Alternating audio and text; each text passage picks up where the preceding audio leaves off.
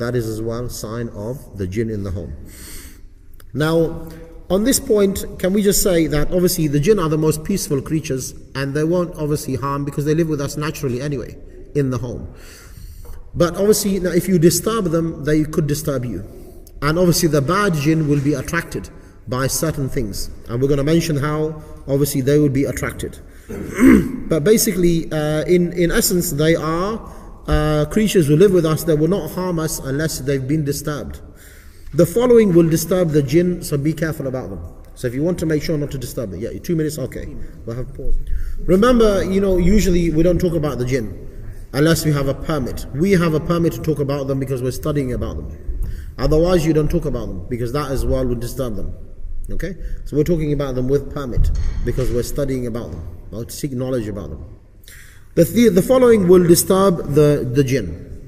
Make a note of them because you don't want to be doing them because they will disturb the jinn in your home and they could affect you adversely. Number 1, loud noises in the home, loud music, jumping around, shouting will disturb the jinn. So obviously if your house is always, having loud noises, people shouting their head off, that will disturb the jinn in your home. Number 2, playing, if you like, jumping around in the house, physically jumping around the house. And if your children do that all the time, always jumping up and down, ask them to say Bismillah. So when they do it with Bismillah, that will avoid harming the jinn. So when your children do that, say Bismillah, and obviously say Bismillah, this type of thing, that will help them and that will not disturb the jinn.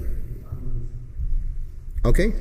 Number 3, beating or torturing animals will disturb the jinn, because the jinn see it as their responsibility to look after them.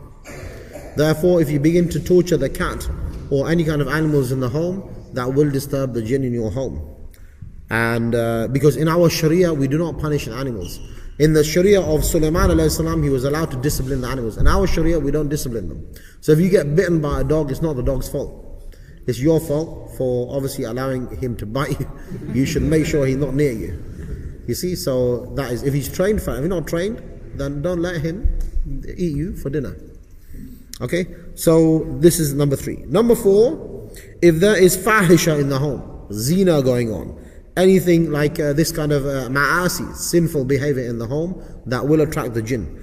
The good jinn will be disturbed by that. Because remember, even the good jinn, they want to do ibadah, they want to worship Allah, they want to recite Quran, etc. So if you start to do that in the home, it will disturb them. Okay, so you don't want to disturb them. Remember, there are others with you, living in the home with you, and they have children, they have families, so you don't want to disturb them by doing that.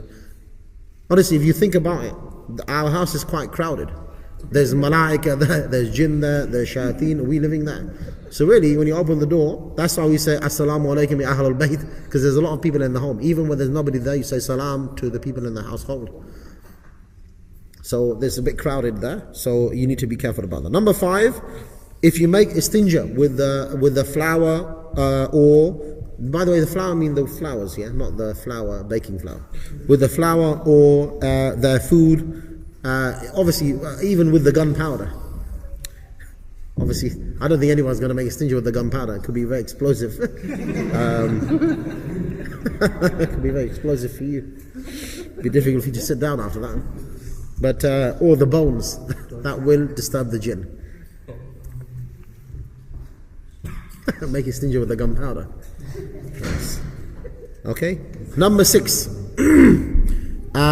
If you have statues or photos or pictures of living beings in the home, hanged up in place of respect, that will disturb the jinn. Okay, because the malaika will go and only the bad jinn will be there. And obviously they are there only going to whisper to you to do bad things. Really, the presence of the good jinn and the presence of the malaika is good for you, because when you incline, they will whisper to you to do something good. Whereas if they've gone, because you got statues and all the ma'asi and the fahisha, then you've only got the bad jinn and the shayateen there. Number 7, if you urinate in the corners of the home, anywhere in the cracks of the corners of the home, because usually that is where the jinn reside, in the cracks in the corners of the home, that will disturb the jinn. Number 8, throwing hot water onto the sewage. When cleaning, you see, when you go for, when you finish and you throw boiling water into the toilet, that is something that will disturb the jinn. Okay? throwing hot water, boiling water into the sewage system. Number 9, mocking the jinn and talking about them without a Sharia permit could disturb them as well. Obviously, we're seeking ilm about them, so there's no harm with that. Otherwise, speaking about them without permit is something could disturb them. Okay, and obviously now, I mentioned already about the how you get rid of the tahrij. I mentioned already the dua. Remember, you made the dua. There's a hadith about that. The Prophet said, your houses have awamir, meaning they have, if you like, residence apart from yourself. He said your houses have awamir. If you see a sign of other residents in the home, he said make tahrij. Tahrij, make the dua about, the covenant of Sulaiman alayhi salam. And either they will leave or they are kafir and therefore kill them. So if you have something like that, if you find after that someone, kill them because they're kafir, obviously can be killed.